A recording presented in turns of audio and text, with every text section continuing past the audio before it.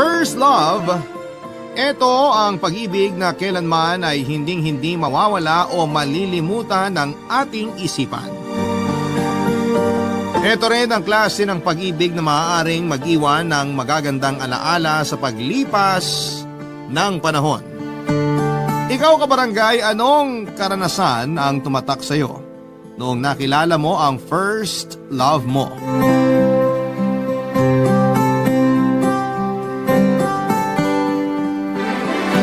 Dear Papa Dudut, isang mapagpalang araw sa lahat ng mga nakikinig sa Barangay Love Stories. Tawagin niyo na lamang po ako sa pangalang Renato, 30 years old at panganay sa 5 magkakapatid. Ako ang breadwinner ng pamilya at nagtatrabaho noon sa Australia bilang OFW. Naging waiter ako sa pinapasukan kong restaurant sa Canberra, ang capital city ng Australia. At 10 taon yung naging kontrata ko doon. Mahirap, pero kailangan kong kumayod. Simula nang mamatay ang aking tatay sa sakit na cancer. Simula nang iwan kami ng aking ama, ay itinuong ko ang aking sarili sa trabaho at sa pamilya.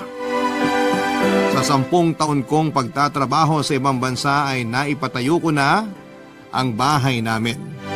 Napag-aral ko na rin ang aking mga kapatid at naibibigay ko naman ang mga gusto ng aking nanay Lydia. Hindi ko na inisip kung may matitira pa sa sahod ko para naman sa pangsarili kong mga gusto.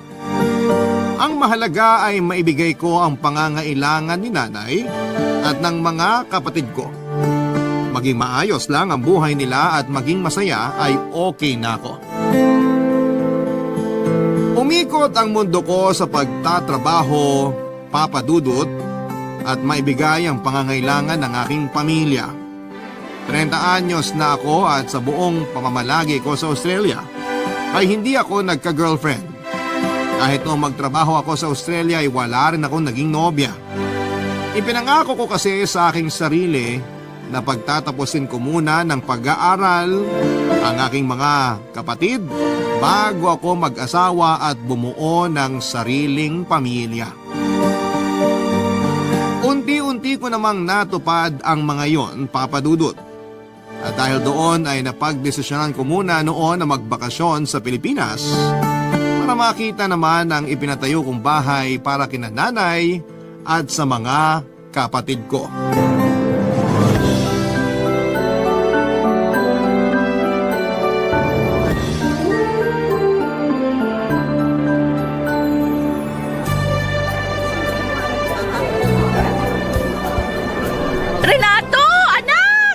Nay!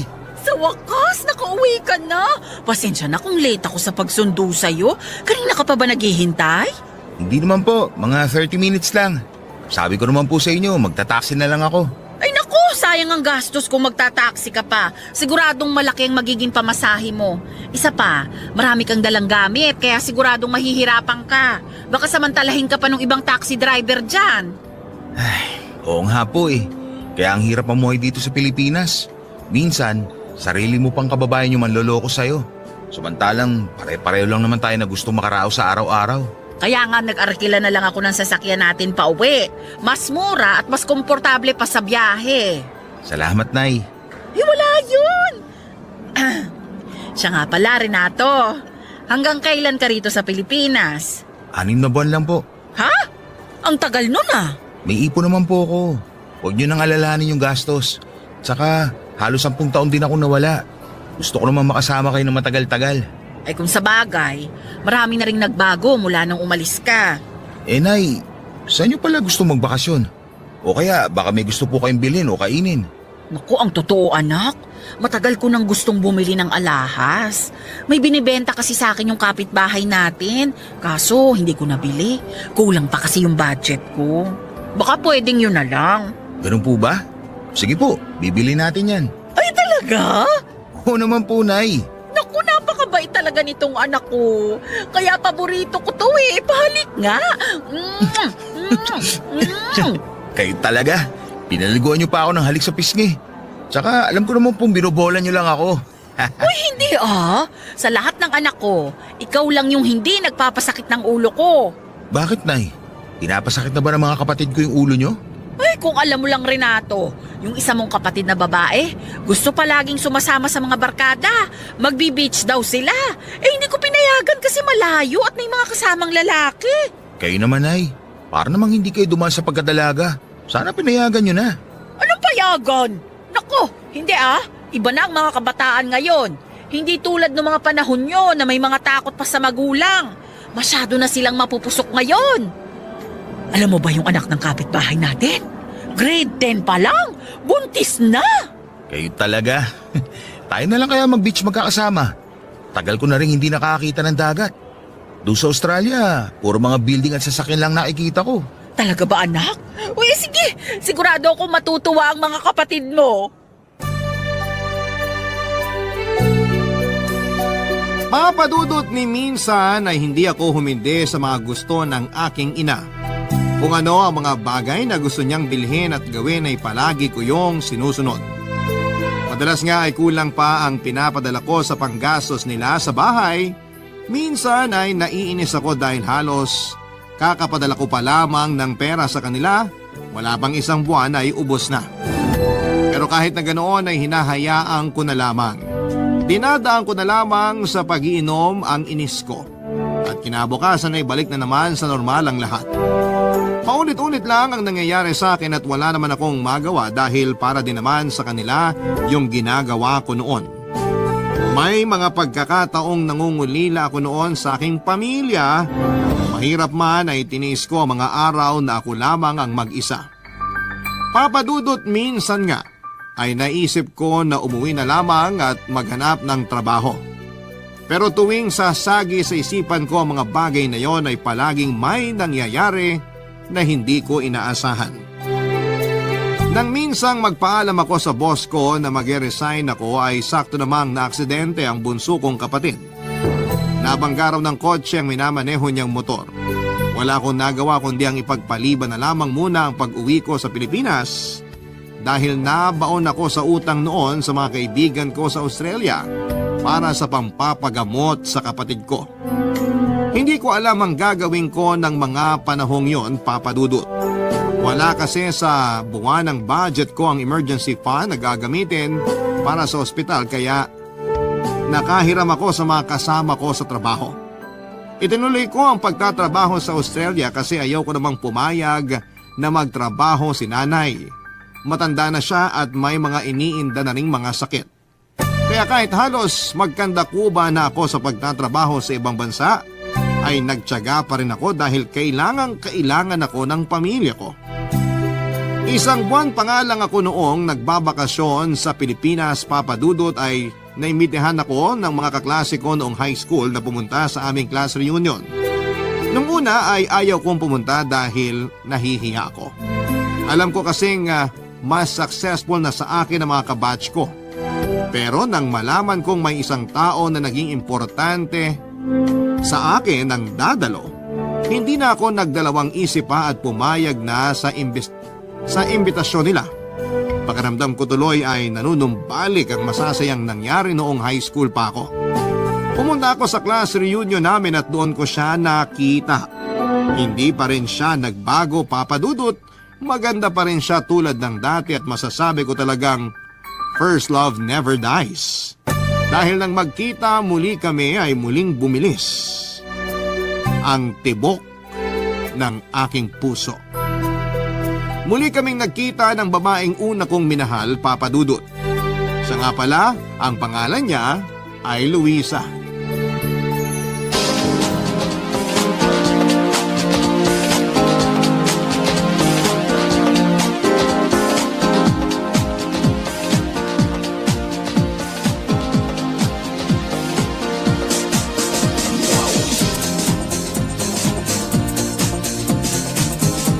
Luisa! Uy, Renato! Ikaw pala! Upo ka. Bakante pa naman dito sa tabi ko. Sige, salamat. Kumusta na? Okay naman. Tagal na nating di nagkita. Ilang taon na nga ba? Oo nga eh. Siguro mga 12 years na. 12 years na? Pero hanep, hindi ka pa rin nagbabago. Ang ganda mo pa rin. Ikaw rin, hindi ka pa rin nagbabago. Gwapo pa rin? Hindi. Bolero ka pa rin. Uy, hindi kita binobola. Totoo sinasabi ko. Maganda ka pa rin talaga. Ay nako, ewan. Ewan ko sa'yo. Nga pala, may asawa't anak ka na ba? Bakit mo naman natanong? Oh, wala naman. Baka kasi may magalit at biglaan na lang akong suntukin dito habang kausap kita. Wala no. Matagal nang wala. Ibig mo sabihin, single ka ngayon? Oo. Single mom. O bakit parang nahihiya ka na single mom ka? Iilan lang kasi sa mga kaklase natin yung may alam tungkol sa anak ko. Isa ka lang sa mga sinabihan ko. Ganun ba? May gusto sana ako itanong sa'yo eh. Kung okay lang. Ano ka ba? Para namang wala tayong pinagsamahan. Sige lang, magtanong ka lang. Matagal ka na bang hiwalay sa asawa mo? Mga 2 taon na rin siguro. Wala eh. Naghanap pa rin ng iba eh. Isipin mo yun, 5 taon na yung anak namin saka pa siya nagloko. Hindi ka niya deserve. Eh ikaw, sigurado ako may sarili ka ng pamilya. Wala. Hindi ko muna iniisip yun sa ngayon. Ha? Bakit naman? 30 years old ka na, di ba? Oo. Kaso, mas priority ko muna ngayon sina nanay at mga kapatid ko. Breadwinner kasi ako, panganay. At ako lang ang kumakahit sa amin simula nung namatay si tatay. Kaya heto, single pa rin simula nung maghiwalay tayo. Ibig mong sabihin, never ka pa nagka-girlfriend pagkatapos nung sa atin? Oo, kasi nung maghiwalay tayo, hindi man nawala yung pagtingin ko sa'yo. Diba, ipinangako ko sa'yo noon na ikaw yung pakakasalan ko. Kung nagkataon pala, ako sana'y naging tatay ng anak mo. Ay, alam mo, masarap yung spaghetti nila rito. Gusto mo ba ikuha rin kita? Hindi na, okay na ako dito sa iniinom ko. Sigurado ka? Oo, ayokong kumain ng marami. Sige, ikaw bahala. Masarap pa naman yung mga handang pagkain. Mag-uwi ako mamaya para sa anak ko. Luisa, pwede ba tayo magkita ulit? Ha? Bakit naman? Wala naman. Gusto lang kita makasama madalas habang nagbabakasyon ako rito. Babalik na kasi ako ulit sa Australia after 6 months. Sige, okay lang. Ikaw bahala.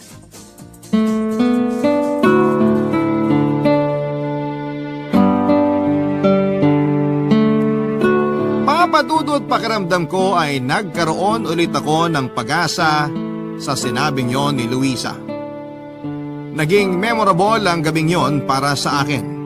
Hindi nga ako nakatulog dahil magdamag kong iniisip kung ano ang susunod kong gagawin kapag nagkita kaming dalawang muli. Inaamin ko na may nararamdaman pa rin ako para sa kanya. Naghiwalay lamang kami dahil mas inisip ko ang kapakanan ni nanay noon. Pero maayos naman kaming naghiwalay ni Luisa at sinabi ko sa kanya na kailangan ko munang magtrabaho sa ibang bansa para may pangtustos sa gastusin ng aking pamilya. Hindi naman siya kumontra sa mga sinabi ko noon. Yun nga lang ay nang maging OFW ako ay nawalan na rin ako ng balita sa kanya. Lumipas man, papadudot, ang mahigit 1 dekada na hindi kami nagkita ay nananatili pa rin ang pagmamahal ko sa kanya. Hindi ko naman inaasahan na sa pagkikita namin ay manunumbalik ang mga masasayang ala-ala naming dalawa sa aking isipan. Natatandaan ko na noong kami pa ay masaya naman ang naging tagbo ng relasyon namin, sabay pa nga naming pinapangarap na makapagtrabaho sa ibang bansa. Pero biglang nagbago ang desisyon niya nang magkasakit ang kanyang ina. Hindi niya raw kayang iwanan ang nanay niya kasi sila na lang ang magkasama sa buhay. Maaga rin kasing nawala ang tatay ni Luisa kaya tanging ang kanyang ina ang naging sandalan niya ng mahabang panahon. Naunawaan ko naman ang dahilan niya pero hindi ko naman pwedeng ipagsawalang bahala na lamang ang kagustuhan kong makapagtrabaho sa ibang bansa. Lalo't kapos kami noon dahil si nanay na lamang din ang naging katuwang ko para mabuhay kami. Nakakatuwa lang na kahit papaano ay naiahon ko sa hirapang pamilya ko, papadudot. Unti-unti kong nakikita ang mga bagay na pinaghirapan ko sa loob ng 10 taon. Kaya hindi naman siguro masama kung sakaling hayaan ko namang maging masaya ang sarili ko sa muli naming pagkikita ni Luisa. Papadudot ng mga oras na magkausap kami ay marami akong gustong sabihin sa kanya. Gusto kong ipakita kung gaano ko kasaya na nagkita kaming muli. Kaya lang ay kakaunti lamang ang oras na kami ay nagkausap. Pero nangako ako noon sa sarili ko na kung magkikita pa kami ay hindi ko na palalampasin ang pagkakataon sapagkat gusto kong ligawan siyang muli ng mga panahong yon, Papa Dudut. Barangay Love Stories. Barangay Love Stories. Dumating na nga ang araw na pinakahihintay ko, Papa Dudut. Nagkita kaming muli ni Luisa sa isang restaurant sa Makati. Sa muli naming pagkikita ni Luisa ay hindi ko maitago ang sayang nararamdaman ko. Ganon pala talaga kapag gusto mo ang isang tao. Kulang ang isang araw na kasama mo siya. Kung pwede nga lang ay huwag na sanang matapos ang oras na magkasama kaming dalawa.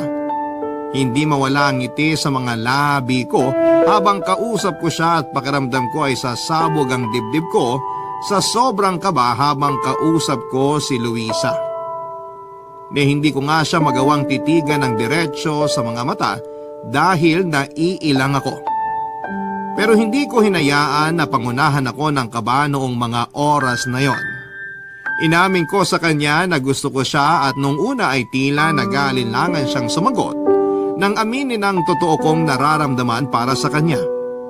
Hindi rin naman siguro masama kung sakaling manligaw ako sa kanya kasi nga single naman siya at hiwalay sa asawa. Tatanggapin ko naman kahit may anak na siya, Papa Dudut.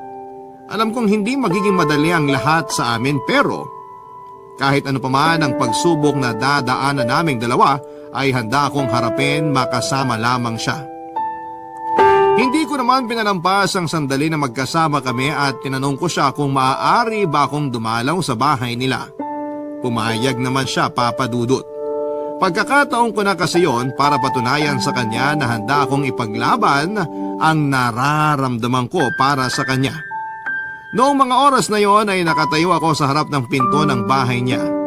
Nagdadalawang isip pa akong mag-doorbell pero nandun na rin naman ako kaya nilakasan ko na ang loob ko, Papa Dudut.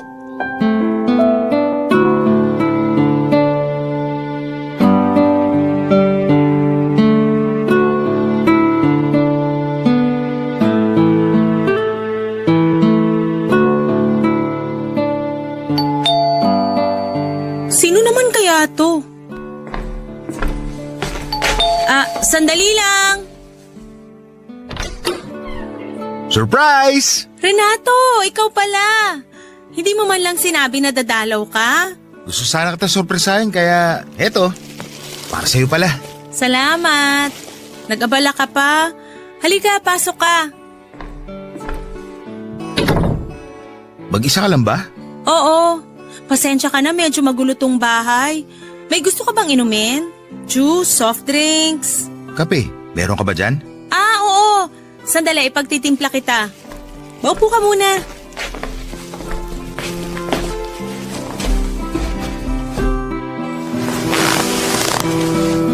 Nasaan pala yung anak mo? Kasama ngayon ng tatay niya. Kapag weekend, sinahayaan ko muna silang mag-ama. Luisa, hindi ka ba nahihirapang magpalaki ng anak? Nahihirapan, syempre. Pero kailangan ko maging matatag kasi kailangan ako ng anak ko. Oh, eto na yung kape mo. Dahan-dahan ka lang, medyo mainit. Salamat. Mahal mo pa ba yung tatay ng anak mo? Ano namang klaseng tanong yan? Wala lang. Baka lang kasi naiisip mong humanap pa rin ng katuwang sa buhay since matagal ka ng single. Hindi ko muna iniisip yan sa ngayon. Mas priority ko kasi anak ko kaysa sa mga ganyang bagay. Paano kung sabihin ko sa'yo na gusto ko tayong ligawan? Huwag kang ngang magbiro, Renato. Hindi ako nagbibiro. Nag-iisip ka ba? Ano na lang sasabihin ng mga tao sa paligid mo? May anak na ako. Wala akong pakialam sa sasabihin nila. Gusto kita. Yun ang mahalaga sa akin. Hindi mo alam ang sinasabi mo. Luisa, totoo tong nararamdaman ko. Gusto pa rin kita at handa akong patunayan yun. Ano bang nakita mo sa akin para magustuhan mo? Marami. Hindi ka katulad ng ibang babae na nakilala ko. Mabait ka, maalaga, at higit sa lahat, totoong tao ka. Sige, payag na akong manligaw ka. Talaga? Pero wag kang umasa na sasagutin kita agad ah. Oo, hindi ako aasa. Sigurado ako na hindi mo pagsisisihan na pinagbigyan mo ako manligaw sa'yo. Tingnan natin. Salamat ah. Sus, para yun lang eh. Oh, kape mo, baka lumamig. Sorry, na-excite lang ako. Hindi ka pa ba hinahanap sa inyo? Bakit? Pinapaalis mo na ba ako? Hindi naman. Medyo madilim na rin kasi, baka hinahanap ka na rin ng nanay at mga kapatid mo. Oo nga pala, kailangan ko na rin umuwi. Gusto kasi ni nanay na sa bahay na ako maghapunan. Salamat nga pala sa kape ah. Wala yon. Siya nga pala Luisa, pwede ka ba maimbita sa amin minsan? Sige, basta sabihan mo lang ako kung kailan. Masaya ako nakita ka ulit. Ako rin. Masaya ako nagkita ulit tayo. At nagkausap ng matagal-tagal. Pwede ba ulit ako dumalaw dito? Oo naman. Welcome na welcome ka rito kahit kailan mo gusto. Sana, pati sa puso mo, maging welcome ulit ako. Ang dami mong alam. Sige na, umuwi ka na. Baka lalo kang gabihin. Sige, alis na ako. Ingat ka. Papadudot isang pag-asa ang nakita ko ng mga panahong yon. Akala ko nga ay hindi ako papayagan ni Luisa na manligaw sa kanya. Nag-aalangan din ako nung una dahil baka huli na ang lahat para sa amin. Pero mali pala ako. May pag-asa palang maibalik ang dating kami. Pinaunlakan ni Luisa ang hiling ko na siya naman ang bumisita sa bahay at ipakilala ko kina nanay. At sa pagpayag niya, ay kaagad ako nag-set ng araw para maipakilala siya sa aking pamilya. Nagdala pa nga si Luisa ng mga prutas para kay nanay at masaya naman ang pagsalubong sa kanya ng aking ina. Welcome na welcome siya sa bahay namin. Ipinagluto pa nga siya ng masasarap na putahe ng nanay ko. Ilan sa mga yon ay alam kong mga paborito niya. Marami pa rin naman akong alam tungkol kay Luisa kahit matagal kaming nagkahiwalay. Lalo na pagdating sa mga paborito niya. Hanggang sa panahon na yon ay alam ko pa rin ang mga paborito niyang panoorin, pati na rin ang mga paborito niyang kanta. Pink naman ang paborito niyang kulay kaya sinabi ko kay nanay na pink ang ilagay na mantel sa mesa namin. Naging magaan ang pakikitungo ni nanay kay Luisa Papadudot. Marami rin pala silang pagkakapareho. Pareho nilang interes ang pagluluto at panonood ng mga drama sa telebisyon. Nagulat nga ako dahil mukhang mas magkakasundo sila ni nanay sa mga bagay na gusto nilang gawin. Hindi na itinago ni Luisa kay nanay na may anak na siya pero hiwalay sa asawa. Ipinaliwanag ko naman sa aking ina kung ano ang sitwasyong meron si Luisa at nauunawaan naman niya ang bagay na yon. Pero napansin ko na medyo nag-iba rin ang timpla ni nanay matapos mapag-usapan ang tungkol sa pagkakaroon ng anak at pagiging hiwalay sa asawa ni Luisa. Ganon pa man noong buong time na nasa bahay si Luisa ay naging maganda ang pakikitungo ng pamilya ko sa kanya. Akala ko naman ay maayos na ang lahat. Totoo nga ata yung sabi nila na huwag kang maging masyadong masaya kasi may bawi yon. Kung anong saya mo ng sobra ay merong kaukulang kalungkutan yon na kapalit papadudot.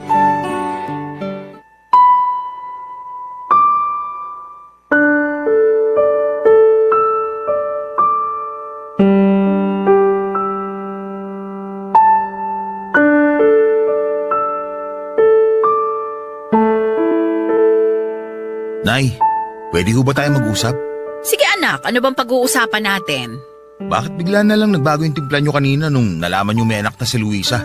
Aba, napansin mo pala. May problema ho ba, Nay? Bakit mo ba pinakilala sa akin ng babaeng yon? Kasi gusto kong makilala nyo yung babaeng gusto kong mapangasawa.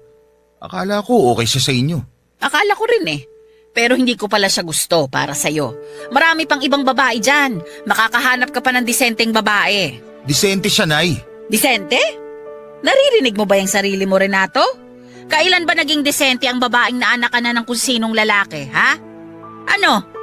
Ikaw ang magpapalamon sa anak ng babaeng yon? Mag-isip ka nga. Ganyan ba talaga kayo mag-isip? Tingin niyo ba, magiging sangkalan lang ako ni Luisa sa mga nangyari sa buhay niya? Ay bakit? Hindi ba? Kilala ko ang mga ganong klase ng babae. Baka ginusto ka lang niya para may magsustento sa kanila ng anak niya. Kaya tigilan mo na yung babaeng yon. Mahal ko si Luisa, Nay. Ay, hindi mo alam yung sinasabi mo. Akala ko ba okay na sa inyo si Luisa? Bakit bigla yata nagbagong isip niyo? Hindi ka nag-iisip. Disgrasyada yung babaeng yun. Ano na lang ang sasabihin ng mga tao sa'yo? Ano na lang ang sasabihin ng mga kamag-anak natin? Wala ho akong pakialam sa sasabihin nila. Kung ikaw wala, ako meron. Hindi ko kayang marinig na pinagchichismisan tayo ng mga kapitbahay dahil lang sa... Dahil sa ano? Dahil may anak yung babaeng mahal ko? Anak naman! Hindi mo ba naiisip na baka gawin ka lang panakipbutas ng babaeng yun? Hindi siya ganong klase ng babae. Ay paano ka nakakasiguro? Ilang taon kayong hindi nagkita. Malay ba natin kung anong klaseng babae yan? Tama na ho, Nay. Anak, sundin mo na lang ako. Palagi kita sinusunod, Nay. Palagi. Pero hindi sa pagkakataong to. Bigay niyo na ho to sa akin. Ay hindi pwede! Huwag mo nang ipilit yung babaeng yun sa pamilya natin! Nay, buong buhay ko, ibinuhos ko sa inyo ng mga kapatid ko. Tiniis ko lahat para sa pamilya natin. Yung pangungulila at pagkasabi ko na makita kayo, lahat yun, tiniis ko. Wala na nga ako itinira para sa sarili ko eh. Halos lahat ng meron ako, ibinigay ko sa inyo. Sinusumbatan mo ba ako? Hindi, Nay. Gusto ko lang sana sabihin na kahit ngayon lang, ako naman. Sana pagbigyan niyo ako kahit ngayon lang. Please naman, Nay. Buksan mo ang mga mata mo! Hindi siya ang para sa'yo! Wala na ho akong ibang nakikita na makakasama habang buhay. Si Luisa lang. Marami pang mga babae dyan! Mas maganda at edukada pa! Naniniwala akong may iba ka pang makikilala! Siya lang ho'y gusto ko. Siya lang, Nay. Utang na loob, Renato! Makinig ka naman sa akin! Gusto ko lang na mapabuti ang buhay mo! Gagawin ko ang gusto ko, Nay. Sa ayaw at sa gusto nyo. Mukhang wala na rin naman patutunguhan tong usapan na to. Mas mabuti pang umalis na lang ako. Renato! Bumalik ka rito! Renato! Halos ilang linggo rin kaming hindi nagpansina ni nanay noon, Papa Dudut. Naging malamig ang pakikitungo namin sa isa't isa. At may mga pagkakataon pa nga na parang hangin lamang ako sa kanya sa tuwing magkakasalubong kami. Masakit para sa akin na may samaan kami ng loob ng nanay ko. Pero hindi ko naman kayang basta na lamang sundin ang gusto niya. Mahal na mahal ko si Luisa. Kaya kahit mabigat sa loob ko ay sinuway ko ang aking ina. Mahal ko si nanay pero hanggang kailan niya ako kontrolin ang mga bagay na gusto ko. Ang totoo ay gustong gusto ko siyang kausapin pero sa tuwing magtatangka akong lapitan siya ay palagi niya akong iniiwasan. Mahirap man pero kinailangan ko talagang tiisin. Pero umaasa ako ng mga panahon na yon na hindi na lalo pang lumala ang tampuhan namin ng nanay ko. Kaso matigas siya. Kahit na anong gawin kong pakiusap ay baliwala lang sa kanya. Madalas pa rin akong dumadalaw sa bahay ni Luisa at nakilala ko na rin ang kanyang anak at naging maganda naman ang relasyon ko sa bata. Hindi ako sumuko at ipinaglaban ko siya sa lahat. Kahit pa sa buong pamilya ko. Isang gabi ay inimbitahan ako ni Luisa sa bahay nila at wala doon ang anak niya. Kaya kami lang dalawa magkasama ng gabing yon. Nag-set up pa siya ng candlelight dinner at naghanda ng mga masasarap na pagkain. Tinanong ko siya kung anong meron at nagluto siya ng ganong karaming pagkain. Hindi ko akalain na yun na pala ang araw na pinakahihintay ko. Sa wakas ay nakuha ko na ang matamis niyang oo. Nung una ay nagulat ako at walang paglagyan ng saya sa aking dibdib nang marinig ko ang mga sinabi niya. Hindi ko na napigilang yakapin at halikan siya sa labi na labis ang tuwang nararamdaman ko ng mga sandaling yon. Nang matitigan ko ang kanyang mga mata ay mas naramdaman ko ang labis na pagmamahal ko para sa kanya, Papa Dudut. Ang gabi ring yon, ang unang gabi na may nangyari sa aming dalawa. Pinaramdam ko ang nag-uumapaw kong damdamin para sa kanya. Ang mainit na gabing yon ay mas lalo pang naging mapusok dahil hindi lang isa, kundi maraming beses kong pinaramdam sa kanya ang pagmamahal ko, Papa Dudut. Barangay Love Stories. Barangay Love Stories. At dahil official na kami ni Luisa, Papa Dudut, ay pinakilala na niya ako sa anak niya bilang boyfriend. Naging masaya naman ang anak niya sa binalita namin.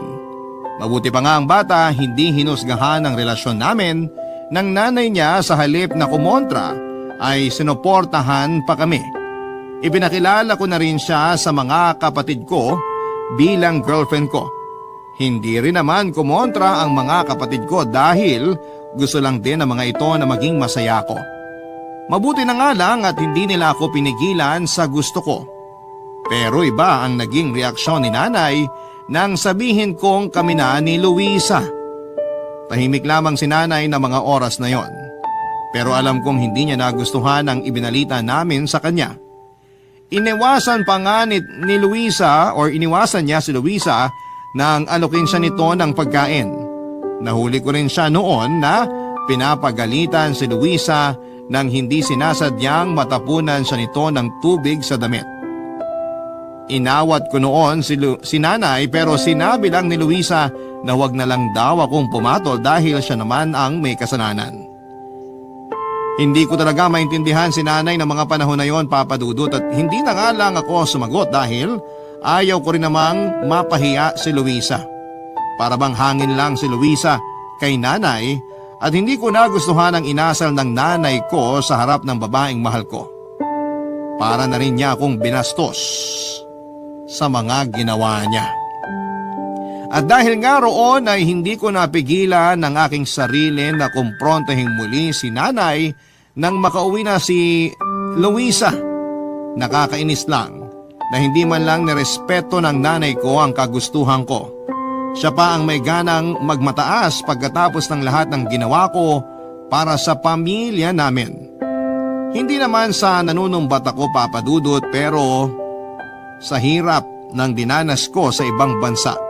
Sana naman ay sinuportahan ako ni nanay sa mga desisyon na makasama si Luisa habang buhay. Pero mukhang malabong mangyari ang bagay na yon dahil parang naging sintigas ng bakal ang puso ng aking ina.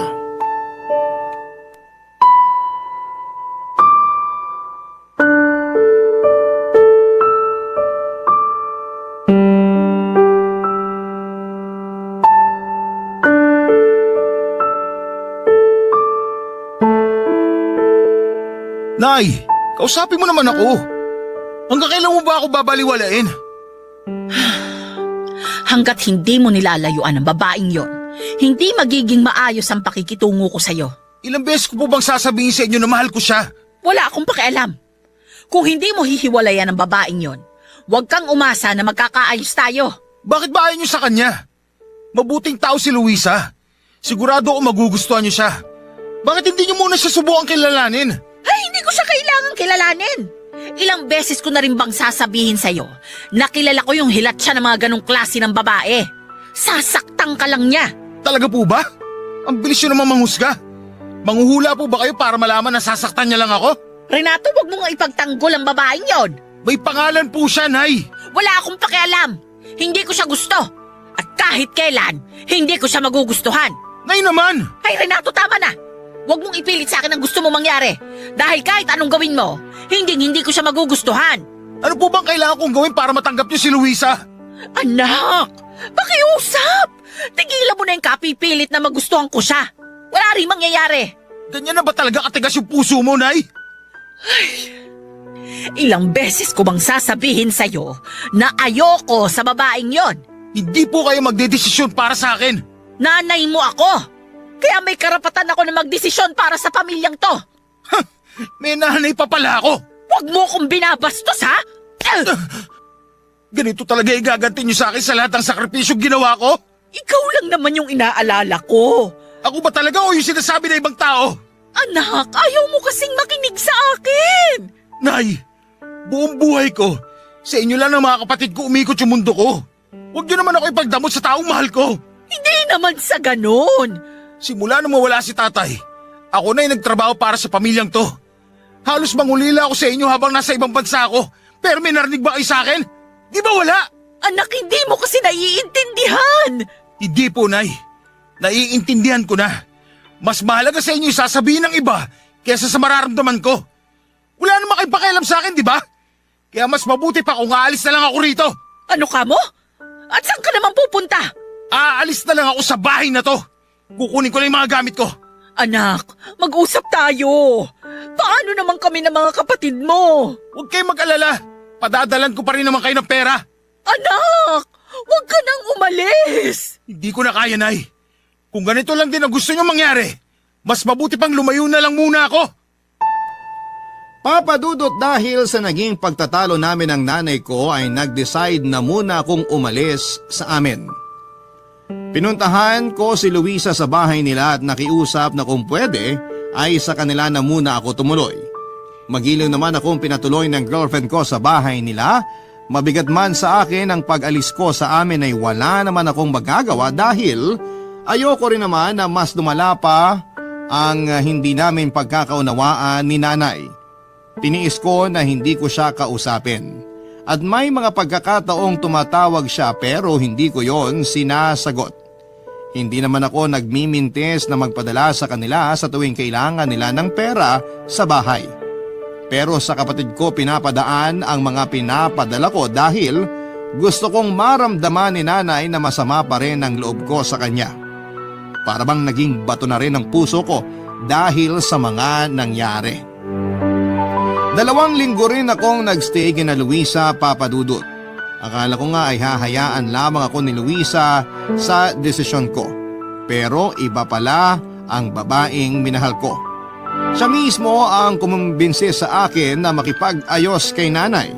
Ayaw niya raw na mas lalo pang lumala ang hindi namin pagkakaunawaan. Kaya siguro gano'n na lamang ang pangungumbinsi niya sa akin na makipag-ayos na. Isa pa ay ayaw din niya na mas sumama pa ang tingin ng nanay ko sa kanya kung sakaling hahayaan niya lamang ako noon na hindi umuwi sa amin. Kung sakaling pakakasalan ko siya, hindi naman siya papayag na may samaan sila ng loob ng aking ina. Naisip kong tama nga rin ang mga sinabi niya. Pakakasalan ko si Luisa pero ayaw ko namang may mabigat siyang nararamdaman sa nanay ko kapag naging mag-asawa na kami. Papa Dudut, doon ko na-realize na tama yung punto ni Luisa na kahit na anong mangyari ay pamilya pa rin kami ni nanay. Matapos ang aming pag-uusap ay sinamahan niya ako sa bahay namin. Nasa harap pa lamang ako ng aming bakuran ay abot langit na ang kaba ko dahil hindi ko alam kung anong sasabihin ko kay nanay. Oras na makita niya ako. Pero sinabi lang ni Luisa na kahit na anong mangyari ay nasa likod ko lamang siya. Kabado pa akong umuwi sa amin sa bahay para makipag-ayos kay nanay ng mga oras na yon, Papa Dudut.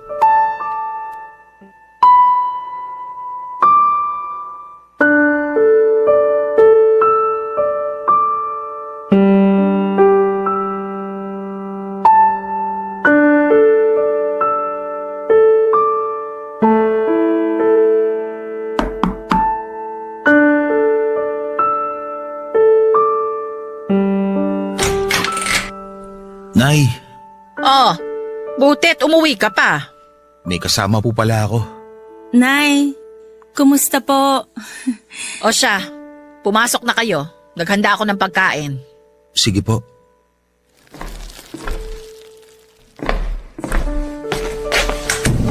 Mukhang hindi bad mood si nanay mo ngayon ah. Oo nga eh. Halina kayo! Baka lumabig tong pagkain hinanda ko. Opo, Nay!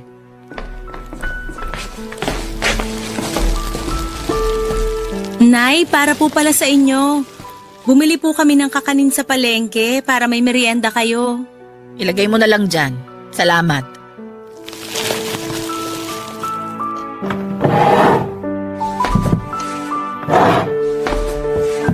Nay, may gusto po sana ako sabihin sa inyo. Ano yon? Gusto ko sanang humingi ng tawad sa mga nasabi ko nung nakaraan. Mali ako na pinagsalitaan ko kayo ng masama. Kahit anong mangyari, nanay ko pa rin po kayo. Sana po, magkaayos na tayo. Ako rin po. Gusto ko pong mag-sorry kung ano man yung pagkakamaling nagawa ko. Pero mahal na mahal ko po ang anak nyo. Pangako po na hindi ko sasaktan si Renato. Ako nga ang dapat humingi ng pasensya. Masyado akong pinangunahan ng takot. Mas iniisip ko pa yung sasabihin ng iba kaysa sa kasiyahan ng anak ko. Anak, sorry ha. Nay, huwag na kayong umiyak.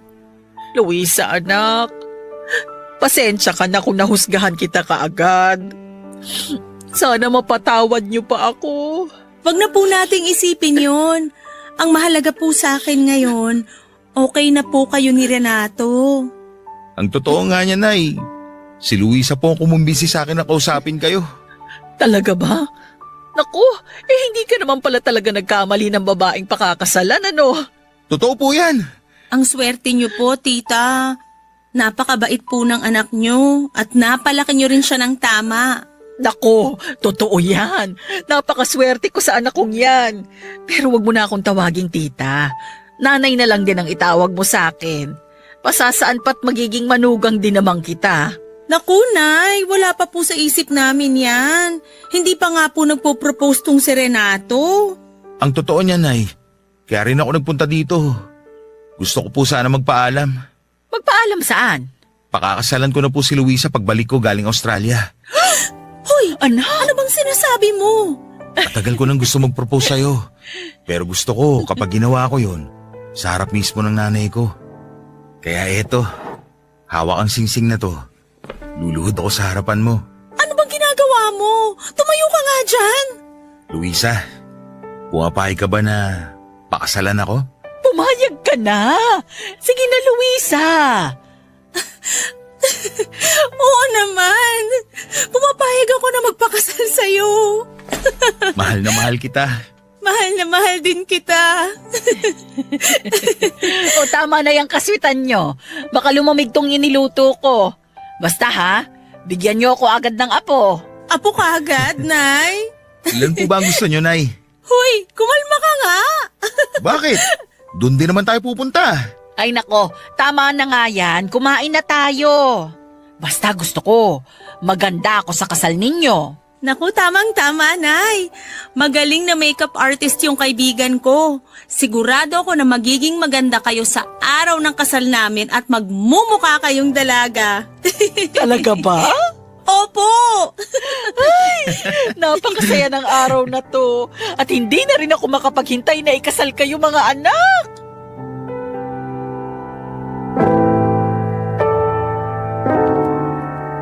Papadudot yun na yata ang pinakamasayang araw sa buong buhay ko. Pakiramdam ko ay lumilipad ako sa alapaap sa sobrang saya ng araw na yon. Pumayag na si nanay na magpakasal kami pero dahil ipinangako ko kay nanay na pagtatapusin ko muna sa pag-aaral ang mga kapatid ko, ay bumalik po ako sa Australia at pinagpatuloy ang aking trabaho doon. Makalipas lamang ang ilang linggo matapos ng proposal ko ay lumipad ulit ako para muling makipagsapalaran sa Australia. Pero kahit na ganoon ay hindi naman nawala ang pagiging close ni Nanay at Luisa sa isa't isa. 2 o 3 beses sa isang linggong bumisita si Luisa sa bahay namin kasama ang anak niya. Minsan pa nga ay nakikita kong magkasama sila noon habang ka-video call ko si Nanay. Apo na nga ang itinuring ni Nanay sa anak ni Luisa. Hindi ko lubos maisip na kahit napakarami naming pinagdaanan, sa huli ay kami pa rin ang pagtatagpuin ng tadhana. Nakakatuwa lang isipin na may pag-asa pa pala akong maging masaya sa kabila ng mga pinagdaanan ko sa buhay ko, Papa Dudut. Ngayon nga ay may anak na kami at may sarili na ring bahay dito sa Cavite. Naisipan kong magtayo ng sariling bakery since mahilig din akong mag-bake noong nasa Australia pa ako. Nagtayo na rin ako ng sarili kong tindahan at kayo lang ang pinapakinggan namin sa bakery. Naging libangan ko na rin po ang Barangay Love Stories simula nang makapag-decide akong dito na sa Pilipinas mag for good. Sa tuwing napapakinggan ko ang inyong programa sa radyo, ay napapawi ang pagkainip ko sa pagbabantay sa aking negosyo. Kaya talagang hindi katakatakang number 1 kayo sa buong bansa dahil sa mga magagandang kwento ng buhay na ibinabahagi ninyo sa amin. Minsan ay susubukin tayo ng nararamdaman nating pag-ibig. Doon natin malalaman na totoo ang kasabihan na lahat ay hahamakin. Oras na makaramdam tayo ng tunay na pagmamahal. Ikaw kabarangay, ano ang handa mong isakripisyo para sa taong minamahal mo? Ang sabi ko noon kapag nagmahal ako ay hindi ako magpapakatanga ng sobra. Hindi ko ibababa ang sarili ko para lamang sa ibang tao. Palagi kong papahalagahan ang sarili ko dahil yon ang alam kong tama. Hindi tayo nabubuhay para sa iba kaya kailanman kailangan na palaging piliin ang ating mga sarili. Dear Papa Dudut, hello po sa inyong lahat at sa mga kabarangay nating nakikinig ngayon. Tawagin niyo na lamang po ako sa pangalang Justin. 32 years old, nagtatrabaho bilang production operator dito sa Marikina. Matagal ko na pong libangan ang pakikinig ng mga drama kaya naman naisipan ko na rin na gumawa ng sulat para ibahagi ito sa inyong programa na Barangay Love Stories. Lumaki nga pala ako sa isang broken family at nasaksihan ko kung paanong ilang beses na nambabay ang tatay ko noon. Sa ilang beses na yon ay napakaraming beses din siyang pinatawad ng nanay ko at nagtiis sa pagsasama nila kahit na nasasaktan na siya. Hanggang sa magkaanak na nga sa ibang babae si tatay at doon na nga tuluyang tinapos ni nanay ang kanilang pagsasama bilang mag-asawa. Nang dahil din doon, Papa Dudut, ay nangako ako sa sarili ko na hindi ako magiging kagaya ng nanay ko. Hindi ako magmamahal ng sobra, kagaya ng ginawa niya sa tatay ko. Palagi kong pipiliin ang sarili ko kesa sa ibang tao o kahit pa sinong makarelasyon ko. Pero ang pananaw ko na yon ay nagbago nang makilala ko si Lena, ang girlfriend ng isang katrabaho ko, Papa Dudut.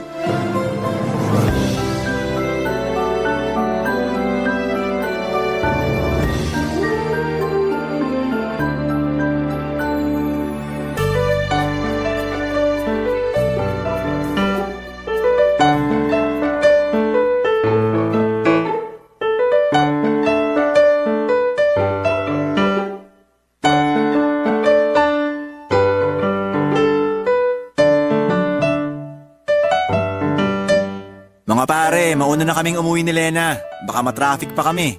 O sige Jojo, walang problema. Happy birthday ulit, Justin. Thank you Lena. Salamat din pala dun sa dinala mong sisig para sa pulutan namin. Napakasarap. Talaga? Nagustuhan mo? Oo, sobra. Solid yung lasa tsaka yung pagkakaluto. Di ba Danny? Oo, bitin nga eh. Next time ulit ha. Tapos mas damihan mo pa sana para hindi nakakabitin. Uy, ano ka ba? Mahiya ka naman. Ngayon pa nga lang natin nakilala si Lena tapos ganyang kakagad kung maka-request sa kanya. Ayos lang. Natutuwa nga ako at nagustuhan yung niluto ko. Mahilig talagang magluto tong si Lena. Halata naman sa katawan ko kasi mula na magkasama kami sa bahay. Lumaki na tong tiyan ko. Oh, sige na mga pare. Mauna na kami sa inyo ni Danny. Ayoko rin masyado magpakalasing kasi motor kong sasakin namin pa uwi ni Lena. Mahirap na. Bawi na lang ako sa next inuman session natin. Ayos lang yun, basta mag-ingat kayo ha. Oo. Ay, Justin, yung request ko nga pala tungkol sa pag-a-apply ni Lena sa pinagkatrabahuhan natin. Huwag mo sanang kalimutan yun pare. Ako nang bahala dun, sisiguraduhin ko na matatanggap si Lena sa trabaho natin. Narinig mo yun, be? Kaya hindi ka na dapat mag-alala kapag nagpasa ka ng resume sa HR namin. Salamat na agad, Justin. Wala yun. Oh, mag-iingat kayo ha. Jojo, Ares ha. Kasama mo pa naman si Lena. Alam ni Lena kung gaano ko kaingat sa pagdadrive ng motor. O pare, alis na kami. Happy birthday ulit. Uy, pare! Ang lakas ng topic ah. Concerned lang ako sa'yo, pare. Ha? Bakit naman? Kasi, malapit na yatang humiwalay ang ulo mo mula sa leg mo. Sa sobrang habol ng tingin mo dun kina Jojo. Tinitingnan ko lang naman kung hindi na ba sila babalik. Baka lang kasi biglang magbago isip ni Jojo eh. Makipag-inuman ulit sa atin. Alam mo naman kung gaano kalakas uminom yun. Alam ko, pero kung bumalik ba sila, anong gagawin mo? Eh di syempre, tataboy ko na sila pa uwi. Weh, talaga? Oo nga. Kasi hindi pwedeng malasing si Jojo. Mahirap na, baka maaksidente pa sila. Baka maaksidente sila o si Lena? Ano pinagsasabi mo dyan? Nako, Justin, ilang taon na tayong magkaibigan at magkatrabaho. Kaya alam ko ang dahilan. Kapag ganyan na namumungay ang mga mata mo habang nakatingin sa isang babae. Namumungay talaga mga mata ko kasi nakailang bote na tayo ng alak. Aba, Huwag ka na nga mag-deny sa akin, Justin. Aminin mo na. ha? Ano nga aminin ko sa'yo? Na-type mo si Lena. Uy, huwag kang ganyan. Girlfriend ni Jojo yun. At kung hindi yun girlfriend ni Jojo, matatypan mo nga siya. Sabi ko na nga ba't tama ako? Kapag ganyan mga sagutan mo na hindi ka makapagsalita, alam ko na oo ang sagot mo. Pero hindi mo lang maamin sa akin. Huwag kang mag-alala. Hindi makakarating kay Jojo na type mo ang girlfriend niya.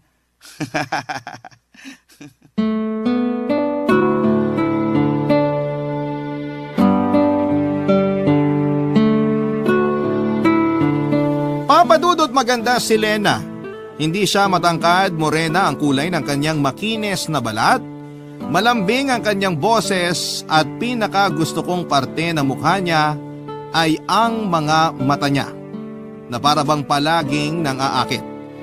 Sa tuwing magsasalubong ang mga tingin naming dalawa, unang beses ko pa lamang siyang nakita, iba na ang naramdaman kong kilig. Para akong na love at first sight sa kanya nang ipakilala siya ni Jojo sa amin ni Danny. Pero syempre pilit ko yon na hindi pinahalata sa kanya kasi nga girlfriend siya ng kaibigan ko. Papadudo, tinulungan ko si Jojo na maipasok si Lena sa pinagtatrabahuhan namin. Hanggang second year high school lamang kasi ang natapos nito at required sa amin na at least ay nakapagtapos ng fourth year sa high school. Pero dahil malaki ang tiwala sa akin ng boss namin ay pumayag ito na tanggapin si Lena at makapagtrabaho sa amin. Naging daan yun, Papadudod, para maging close kami ni Lena. Lalo na nang maging pareho ang schedule namin sa trabaho. Pagkalipas ng halos isang taon ay bigla na lamang hindi na pumasok si Jojo sa trabaho at nalaman ko na buntis si Lena. Kaya lang ay ayaw daw siyang panagutan ni Jojo dahil tinatanggi nito na ito ang ama ng ipinagbubuntis niya. Ang masama pa doon ay pinaalis na si Lena sa tinutuluyan niyang apartment dahil wala na siyang pambayad doon. Hindi na rin kasi umuwi pa si Jojo sa kanila at nang sabihin sa akin yun ni Lena, nagmagandang loob ako na patuloyin muna siya sa apartment na tinitirahan ko noon, Papadudot.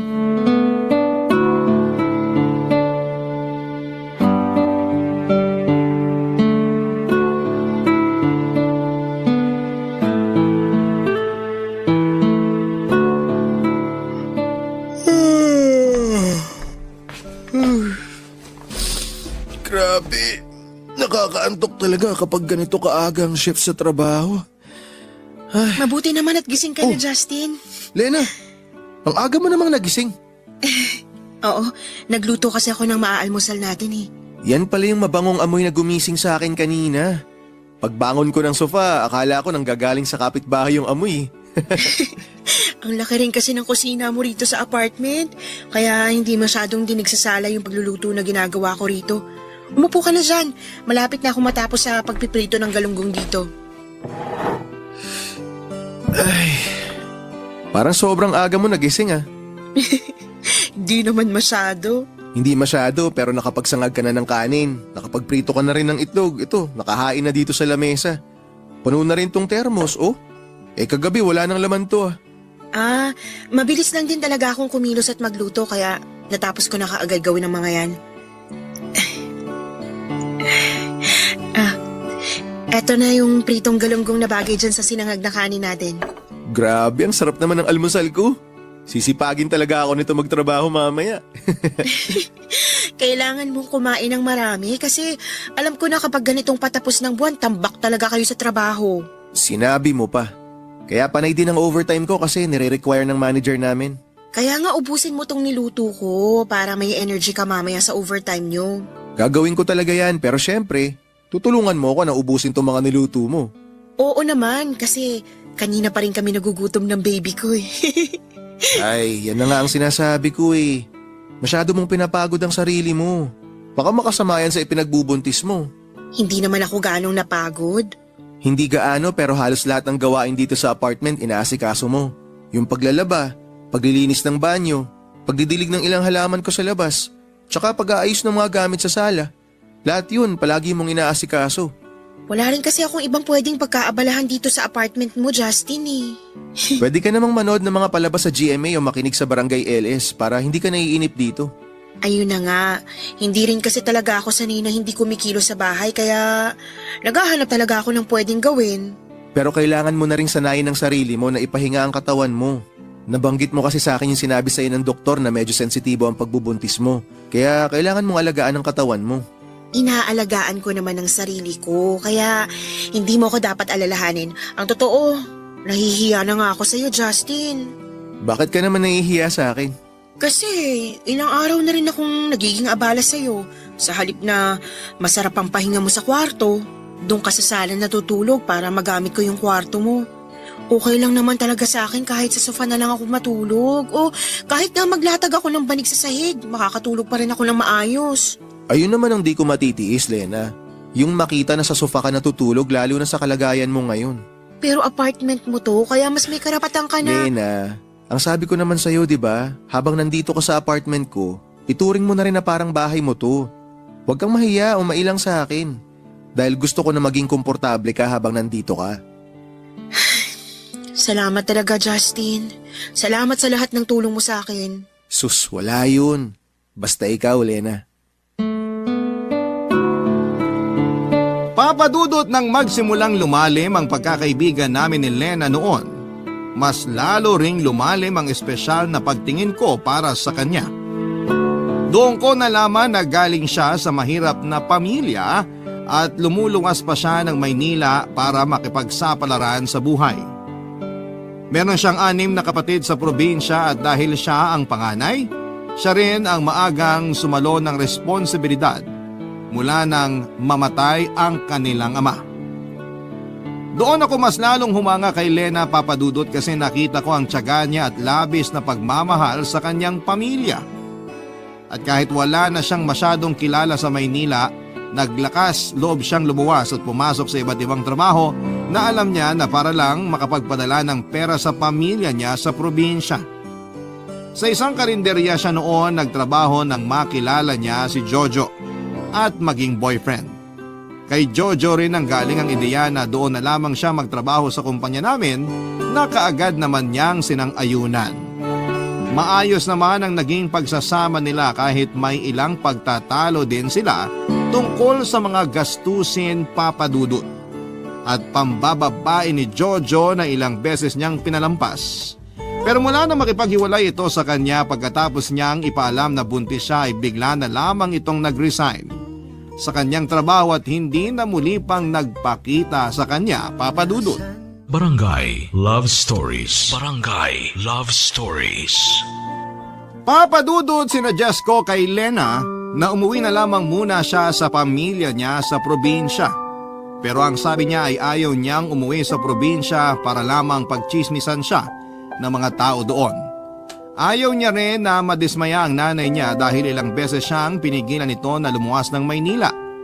Marami raw kasing babae sa probinsya nila ang lumuwas ng Maynila at umuwi sa probinsya na buntis na pero wala namang mga boyfriend o asawa. Umuwi para magdagdag ng pabigat sa kani-kanilang pamilya. At yon ang ayaw na mangyari ni Lena Papadudut. Nung araw na sinabi sa akin ni Lena ang tungkol sa pinagbubuntis niya at hindi na pagpapakita sa kanya ni Jojo ay grabe ang iyak niya, Papadudut. Tapos na ang shift namin sa trabaho at sa may kantin siya nagkwento sa akin habang umiiyak.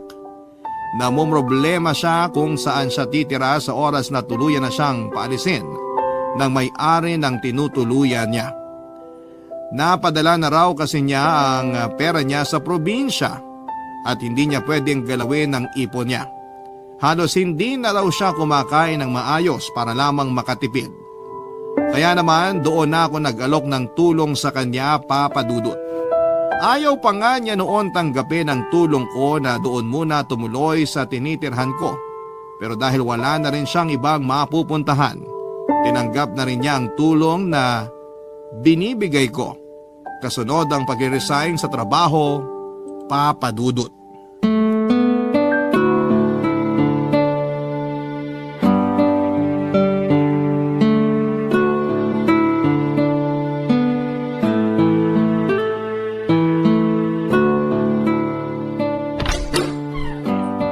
Justin, eto pang minudo para sa pulutan nyo ni Danny. Ayan o, sakto at ubos na tong lechon kawali na pulutan namin. Lena, thank you ah. Kapag naubos yan, meron pa dun sa kusina. Kumuha na lang kayo ha. Magpapahinga ka na ba? Oo, papasok na rin ako sa kwarto kasi medyo inaantok na ako. Sige, salamat sa pag-aasikaso ng pulutan namin ah. Dito na lang din kami sa labas para hindi ka na maingayan sa amin. Pwede naman kayong pumuesto dun sa sala. Di na, dito na lang kami. Alam mo namang malakas ang boses nito ni Danny. Maaabala ka lang sa pagtulog mo kapag doon kami uminom sa loob. Grabe ka naman talaga sa akin, pare. Bakit? Totoo naman yung sinabi ko ah. Mahihirapan talaga si Lena na makatulog kapag nasa sala tayo kasi kapag nalalasing ka, para kang may megaphone sa lalamunan. Lakas ng boses mo. Hindi naman sobrang lakas, di ba, Lena? Oo, hindi nga. Tsaka malalim naman ako matulog kaya hindi kayo makakaabala sa akin. O sige na, papasok na ako sa loob ng bahay. Pag tapos na kayo dyan, kahit iwanan nyo na lang dyan. Yung mga kalat, bukas ko na lang ililigpit. Uy, ano ka ba? Kami nang bahala magligpit dito. Di ko naman ganong lalasingin tong si Danny kaya mauutusan ko siyang iligpit tong mga kalat mamaya. Oo nga, Lena. Kami nang bahala dito. Oh, narinig mo si Danny. Sige na, Lena, magpahinga ka na. Salamat ulit dito sa mga niluto mong pulutan para sa amin. Wala yon, Justin. Sige na, papasok na ako sa loob. Enjoy lang kayo dyan. Mukhang nagkakamabutihan na kayo ni Lena, pare. Anong nagkakamabutihang sinasabi mo dyan? Ano? Hindi ka pa ba aamin sa akin, pare? Ano na mga aminin ko? Ano pa? E di yung tungkol sa relasyon yung dalawa ni Lena. Uy, walang ganyan ah. Wala kaming relasyon ni Lena. Siya kinaan mo nga yung boses mo. Nakakahiya pag narinig niya yung sinasabi mo, baka kung ano pa isipin ng tao. Nagtatanong lang naman ako. Nagtatanong pero parang ayaw mo namang maniwala sa sagot ko. Hindi naman sa ayaw ko maniwala. Ano lang, medyo nangihinayang lang ako. Saan ka naman nangihinayang? Sa chance na sinasayang mo para maging syota mo na si Lena. Justin, alam ko naman na matagal ka nang may gusto sa kanya. Ni minsan ba, sinabi mo sa kanya yung tungkol sa nararamdaman mo na yan? Ay, hindi. Hindi naman kasi niya kailangan malaman eh. Eh bakit mo pa siya tinutulungan kung hindi mo naman ipapaalam sa kanya na gusto mo siya? Tapos, pinatira mo pa talaga siya dito sa apartment mo ng libre. Nakwento mo pa na ikaw na rin ang gumagastos para sa mga prenatal check-up niya. Alam mo kasi pre, hindi naman yun yung purpose ng pagtulong ko sa kanya eh. Tinutulungan ko si Lena kasi kaibigan ko siya. Tsaka nagmamalasakit ako sa kanya. Walang mali siya yung ginagawa ko. At mas lalong hindi ako naghihintay ng kahit na anong kapalit mula sa kanya. Papadudot mula nang tumira si Lena sa apartment ko ay wala siyang kahit na anong ginastos. Mula sa pagkain upa ng bahay o follow-up check-up niya para sa pagbubuntis niya. Ako lahat ang gumagastos ng para doon. Sinabi ko na bayaran niya na lamang ako sa oras na nakapanganak na siya o nakakaluwag na sa pera. Nang panahon na yon ay may naipon naman siya kahit papaano na inuunti-unti niyang pinapadala sa pamilya niya sa probinsya. Ginawa niya yon para maitago sa mga ito ang pagbubuntis niya at ang kawalan niya ng trabaho. Alam ko na hindi ko naman talaga responsibilidad si Lena pero hindi ko mapigilan ang sarili ko na tulungan siya, Papa Dudut. Pero huwag niyo sanang isipin na kaya ko siya tinutulungan ay para magkaroon siya ng dahilan na mahalin ako. Hindi yun ang dahilan ko. Tinutulungan ko siya kasi alam ko na hindi niya deserve kung anuman ang pinagdadaanan niya noon. Hindi niya deserve ang lokohin at saktan dahil ang kagaya niya ay dapat na minamahal ng buong puso at walang kapantay, Papa Dudut.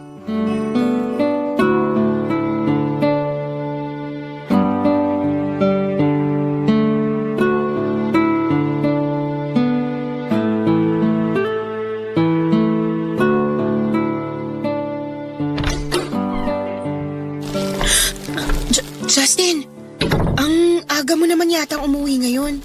Oo, nag-early out kasi ako. Bakit? Masama bang pakiramdam mo? Hindi naman. Kasi simula pa lang kasi ng buwan, medyo maluwag pa ron sa trabaho ngayon. Kaya pinayagan yung iba sa amin na mag-early out. Buti ayos lang yun sa manager nyo. Walang kaso yun sa kanya. Normal na rin namang nangyayari to pag walang masyadong ginagawa. Tsaka konti lang din naman kami pinapayagan na mag-early out. Yung mga empleyado lang na madalas mag-overtime. Siyempre, kasama ako ron. Kasi patayan din talaga yung record ko ng overtime eh. Oo nga eh. Grabe rin kasi yung overtime mo nung nakaraang buwan. Kung may best in overtime lang na award, ako na nakakuha nun sigurado. Ay, oo nga pala. May dala ako ditong pakwan oh. Di ba sabi mo kahapon gusto mo mag-watermelon shake? Oo. Tamang-tama gumagana pa yung lumang blender ko dyan kaya magagamit ko pa yun para gumawa ng shake mamaya. Teka, may lakad ka ba? Ha? Oo. Ano kasi? Aalis kasi ako, Justin. Saan ka pupunta? Ano kasi, Justin? May schedule ka ba check-up ngayon? Ha? Naku, nawala yata yun sa isip ko ah. Sakto pala na maaga ako nakauwi. Masasamahan kita. Anong oras ba yung check-up mo? Pwede na to, no? Di na siguro ako magpapalit ng damit para hindi tayo malate kasi baka... Wala akong check-up ngayon, Justin. Ah, ganun ba? Saan pala ang lakad mo? Justin, ang totoo... Lena, okay na ba mga gamit mo? Jojo? Anong ginagawa mo dito? Justin, nakauwi ka na pala. Obvious ba? Ikaw, anong ginagawa mo dito? Sinusundo ko na si Lena. Sinusundo? Lena, anong pinagsasabi nito? Ayun nga, Justin. Nag-usap na kasi kami ni Jojo at nagkasundo kami na ayusin ang relasyon naming dalawa. Makikipagbalikan ka kay Jojo pagkatapos kanyang iwan sa ere? Ikaw at ang anak mo? Humingi naman na ng tawad sa akin si Jojo. Nagpaliwanag din siya na nagulat lang siya nang malaman niyang buntis ako kaya lumayo siya sa akin. O tapos, ganun na lang yon? Pagkalipas ng ilang buwan, babalikan ka na lang niya na parang pusa kung saan kanya huling iniwan, ganon? At ikaw naman, magpapabilog ka na lang sa mga sinasabi niyang puro kasinungalingan. Justin, dahan-dahan kasi sinasabi mo dahil wala kang alam tungkol sa amin ni Lena. Ikaw ba, Jojo? Anong alam mo tungkol kay Lena pagkatapos mong hindi magparamdam ng ilang buwan? Ha? Wala rin naman di ba? Wala kang alam tungkol sa kanya o sa ipinagbubuntis niya kasi naduwag ka. Naduwag ka nung malaman mo na magiging tatay ka na. Kaya tinakasan mo yung responsibilidad mo sa kanya. Nagbuhay binata ka. Kapal ng mukha mo. Sa bagay, ano pa bang aasahan sa isang duwag na katulad mo? Duwag ka, Jojo. Duwag! Sumusobra ka na ha! Jojo, tama na! Huwag mo nang saktan si Justin! Ang yabang kasi nito. Akala niya kung sino siya. Bakit? Nagsasabi lang naman ako ng totoo Nabahagyang buntot mo nung malaman mo na nabuntis mo yung girlfriend mo. Kaya ikaw, Lena, makinig ka sa akin. Huwag mo nang balikan yung duwag na yan. Kasi sigurado ako na magsisisi ka lang sa huli. Justin, sorry pero buo na ang desisyon ko. Aayusin na namin ni Jojo ang relasyon naming dalawa. Sasama na ako sa kanya dahil handa na siyang panagutan ng magiging anak namin.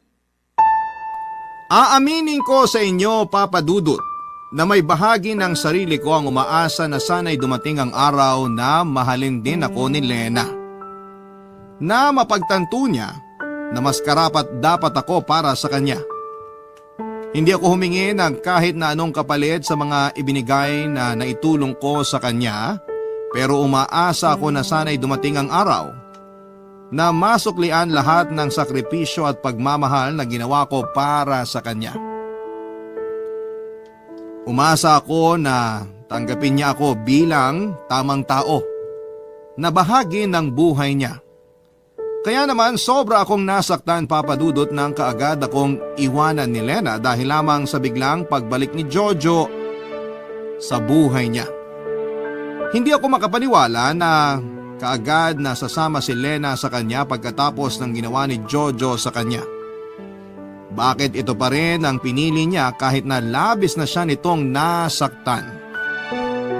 Ayoko talagang manumbat pero noong araw na umalis siya, hindi ako nakarinig ng kahit na anong pasasalamat mula sa kanya.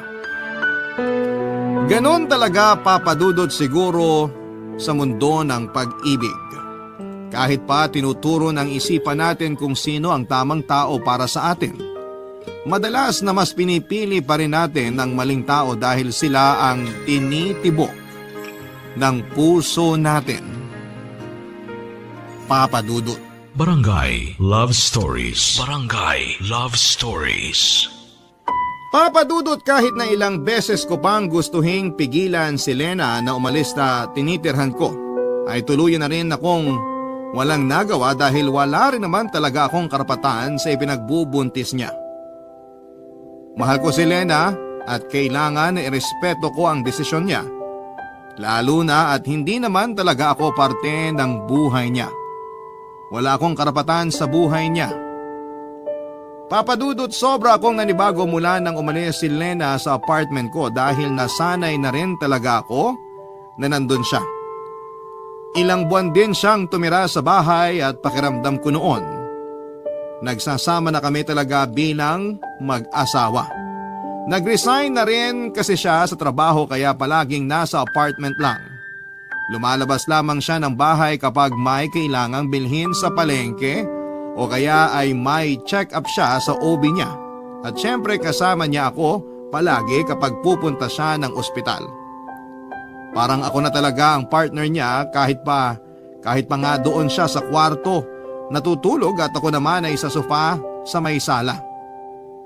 Para sa akin ay espesyal na ang pagsasama namin sa isang bubong. At nang umalis siya sa apartment ay mas nag-focus na lamang ako sa pagtatrabaho. Madalas na nag-overtime para kahit papaano ay hindi ko masyadong ma-miss si Lena, Papa Dudut.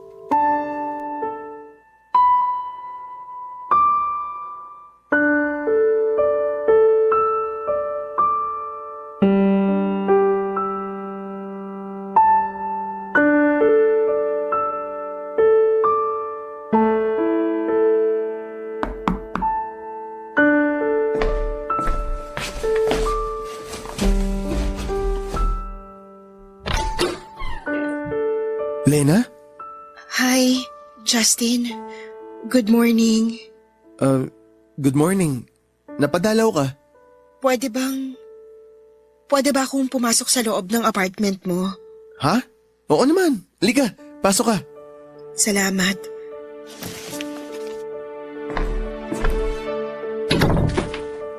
Maupo ka muna sa sofa. Sige.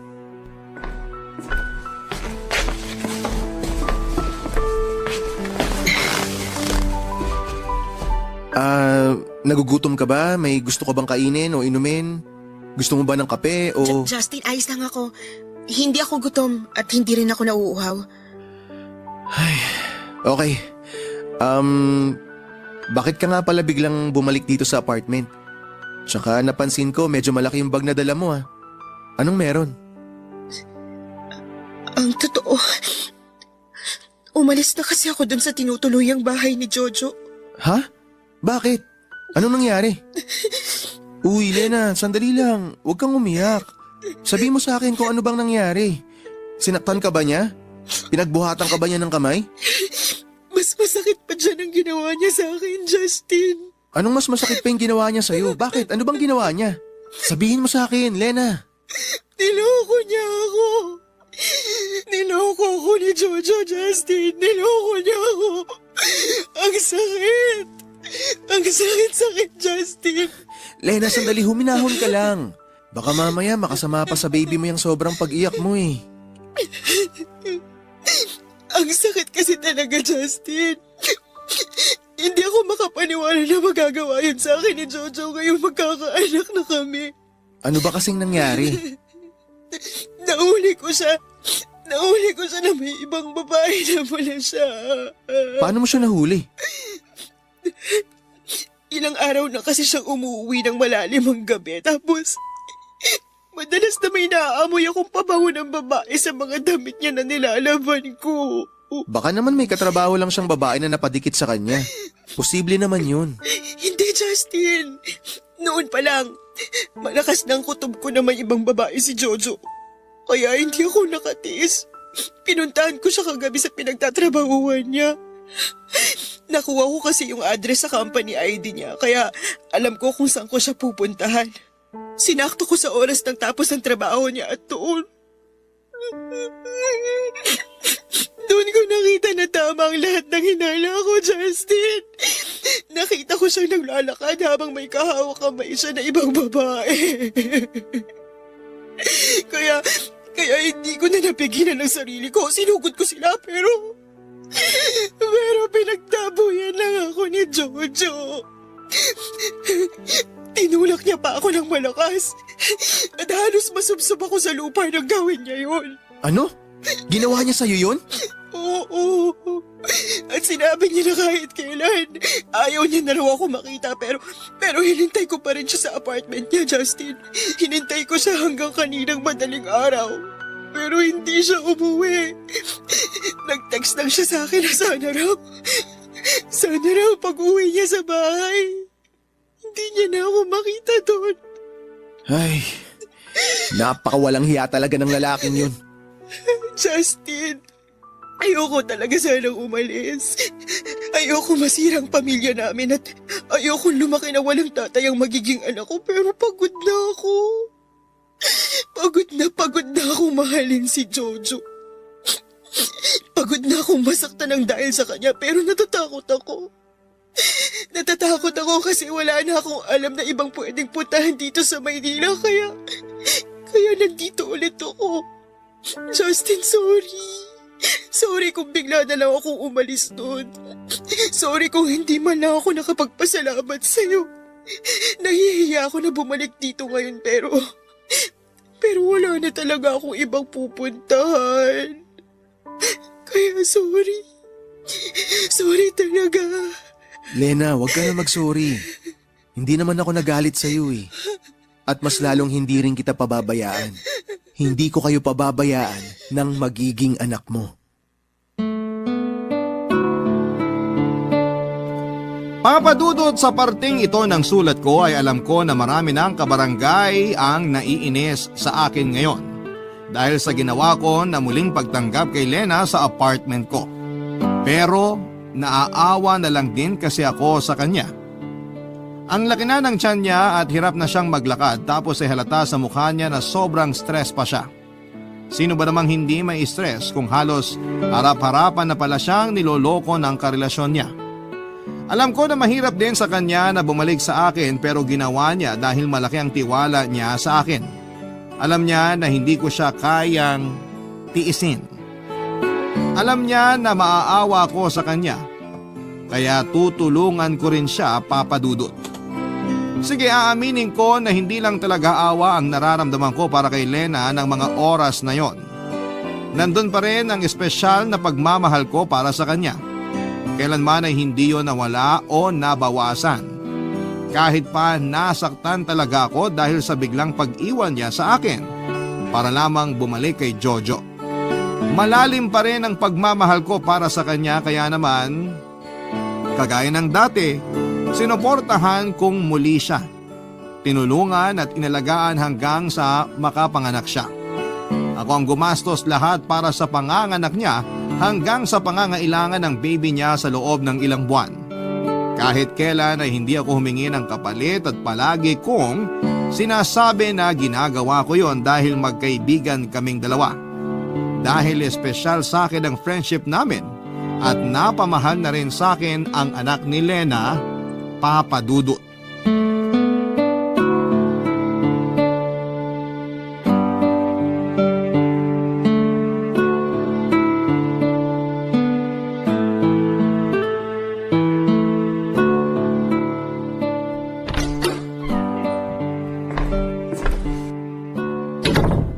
Lena?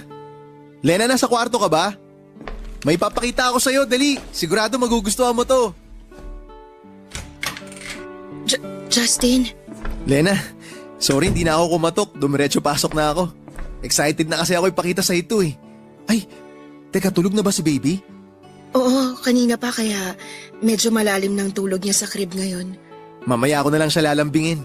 Gusto ko na talagang makita mo tong dala ko. Oh, buksan mo tong paper bag, dali. Anong laman nito? Buksan mo na para malaman mo. Sige. Mga damit para kay baby? Oo, para sa kanya lahat yan. Binili ko yan sa asawa ng kasamaan ko sa trabaho. Branded at brand new ang mga yan, pero mura lang niya binenta sa akin. Binigyan niya kasi ako ng malaking discount para daw makabili ako ng marami. Ang gaganda ng mga to, Justin. Mukhang bagay talaga sa baby ko. Ako mismo pumili ng mga yan. Sobrang excited ko nga kanina habang pumipili ako eh. Ang gaganda nga talaga ng mga to. Nagustuhan mo ba? Oo naman, syempre. Lahat to, bagay na bagay kay baby. Ang totoo, nahihiya na nga ako sa'yo, Justin eh. Bakit ka naman mahihiya? Alam mo naman na napamahal na sa akin ng baby mo. Kaya ginagawa ko to kasi importante siya sa akin. Importante kayong dalawa sa akin ng baby mo. Ayun na nga. Masyado mo nang inaakong responsibilidad sa amin ng anak ko kahit hindi mo naman kailangang gawin yun. Magkaibigan tayong dalawa kaya hindi ka na iba sa akin. Parte na kayo ni baby ng buhay at pamilya ko. Pero sobra-sobra na tong ginagawa mo para sa akin. Minsan, hindi na kinakaya ng konsensya ko na tanggapin yung bagay at effort na binibigay mo sa amin, Justin eh. Kasi alam naman natin ang totoo. Hindi mo kami pamilya ng anak ko. Teka, Lena. Ano ba yung mga sinasabi mo? Justin, sorry. Sandali.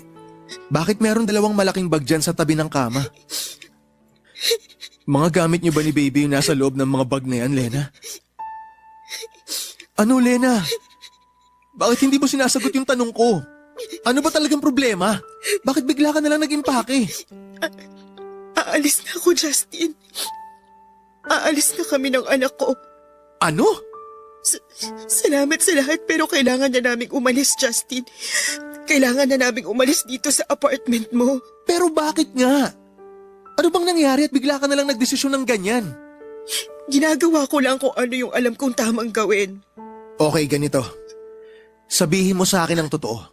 Papayagan kitang umalis kung sasabihin mo na babalik ka na sa pamilya mo sa probinsya.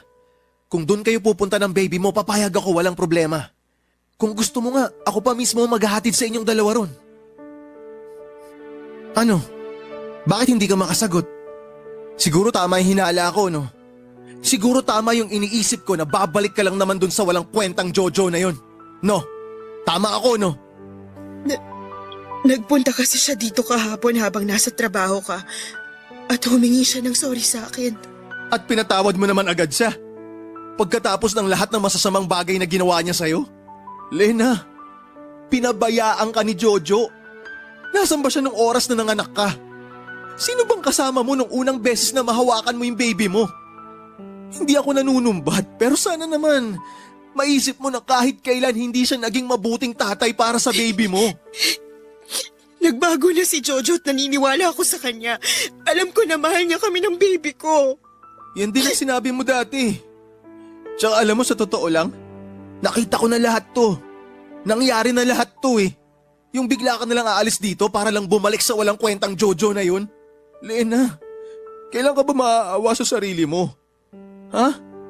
Ilang beses ka na niyang sinaktan pero balik ka pa rin ang balik sa kanya. Mahal ko si Jojo at mahal niya rin ako. Pero mahal din kita. Mahal kita, Lena. At kahit kailan, Wala akong ibang ginawa kundi ang iparamdam sa iyo yung pagmamahal ko. Pero anong ginagawa mo? Paulit-ulit mo sinasaktan yung sarili mo. Nandito naman ako. Nandito ako para sa inyo ng anak mo. Naging mabuti naman ako sa kanya, di ba? Nakita mo yun. Ginawa ko ang lahat para maibigay ang pangangailangan ng baby mo. At kaya ko mas patunayan pa yung pagmamahal ko sa... Justin, tama na.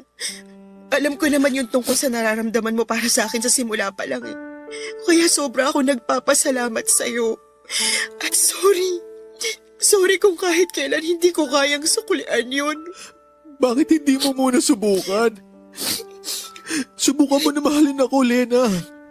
Subukan mo lang. Dahil alam ko na kahit kailan hindi ko magagawa yun. Hindi ko magagawa na mahalin ka kasi si Jojo lang ang mahal ko. Kaya aalis na kami ni baby. Babalik na kami sa kanya.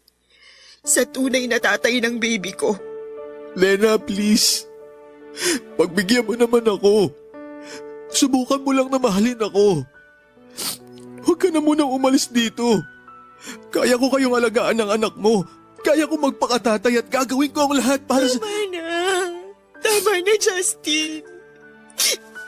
Salamat sa lahat ng nagawa mo para sa akin, pero hanggang pagkakaibigan lang talagang kaya kong ibigay sa'yo. Sorry. At salamat sa lahat ng tulong na naibigay mo sa akin. Papa Dudut, yon ang unang pagkakataon na inamin ko kay Lena ang nararamdaman kong pagmamahal para sa kanya. Naisip ko na oras na para malaman niya kung bakit ko nga ba ginagawa ang lahat ng yon para sa kanya. Bakit masyado ko nang ibinaba ang sarili ko para lamang matulungan sila ng anak niya. At ang akala ko ay kagaya ng sabi ng ibang tao ay luluwag ang pakiramdam mo oras na maipaalam mo at masabi ang totoong sinisigaw ng puso mo. Pero hindi yon ang nangyari sa akin, Papa Dudut. Kailanman ay hindi gumaan ang nararamdaman ko. Mula nang aminin ko kay Lena ang pag-ibig na matagal ko nang tinatago para sa kanya. Dahil sa huli ay pinili niya pa rin na muli akong iwanan. At muling bumalik sa lalaking ilang ulit na siyang sinaktan. Hindi ko alam, Papa Dudut, kung gaano kamartir si Lena para lang magawa niyang bumalik muli kay Jojo. Pero baka ayaw niya lang din na lumaki ang anak niya na magkahiwalay sila ni Jojo. Papa Dudut, hindi pa rin yon dahilan para tiisin lahat ni Lena ang lahat ng panluloko sa kanya ni Jojo. Handa naman akong tumayo bilang tatay ng baby niya kahit panghabang buhay pa. Tatanggapin ko ang lahat ng parte ng kanyang nakaraan. Ilang beses ko yon na sinabi, pinaalam at pinaramdam kay Lena.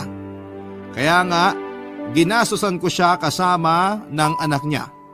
Alam ko na hindi ko dapat inuungkat dahil parang panunumbat na ang ginawa kong tulong na nagawa ko para sa kanya. Pero yun naman kasi talaga ang katotohanan.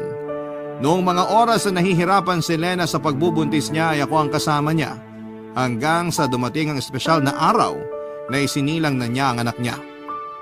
Papa Dudut, na imagine ko na noon na para na kaming isang masayang pamilya ni Lena.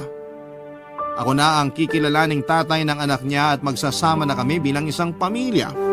Isang pangarap na hanggang imahinasyon na lamang pala dahil kailanman ay hindi ako kasama sa mga plano ni Lena. Nang araw na yon, ilang beses pa akong nagmakaawa sa kanya na huwag akong iwanan. Hindi lang dahil sa mahal ko siya kung hindi dahil mahal ko na rin ang anak niya. Pero walang napuntahan ang pagmamakaawa ko na yon at muli niyang pinili na iwanan ako na para bang hindi naging parte ng buhay niya. Papa Dudut, mas mahirap para sa akin ang pag-alis na yon ni Lena dahil nasanay na ako nakasama sila ng anak niya sa bahay ko. Nakabuo na ako ng mga plano at pangarap kasama silang dalawa. Pero sabi nga nila hindi kailanman natin dapat na pinipilit ang mga sarili natin sa taong hindi naman tayo gustong makasama. Kaya kahit napakahirap para sa akin ay pinilit kong tanggapin na kailanman ay hindi ako ang pipiliin ni Lena na mahalin at maging parte ng buhay niya. Papadudod doon ko na-realize na madalas talaga na natatalo ng puso ang isipan pagdating sa paggawa ng mga desisyon sa buhay. Kahit gaano pa katama ang isip at kamali ang gustong gawin ng puso ay palagi pa rin nagwawagi ang huli. Kahit alam natin na masasaktan lang din tayo, palagi pa rin nating pinipili ang magmahal. Dahil sa bandang huli, ang mahalaga doon ay naging masaya tayo kahit sa maikling parte lamang ng kwento ng buhay natin.